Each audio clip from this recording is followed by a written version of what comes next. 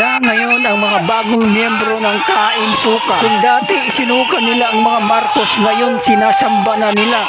Ang target nila pabagsakin ay si Sara Duterte.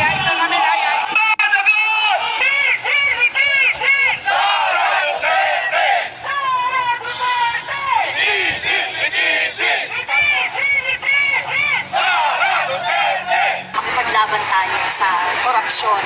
So it's high time na mag-iisang taon natin yung sinabi ni Pangulong Marcos, no, na ang sabi niya, mahiya naman kayo. Ay lahat ng sangkot dapat managot. Kung ikaw man ay si Duterte, kung sino ka man, basta ikaw ay involved sa korupsyon, dapat kang managot. At talaga walang nag-aari sa EDSA. Pero malinaw po na ating kinukulit sa araw na ito na tayo po ay hindi tayo maka-Duterte. Mike Defensor. Siya ay tagapagsalita halo si Sara Duterte. At inililigtas niya ang mga Duterte sa kanilang krimen laban sa bayan.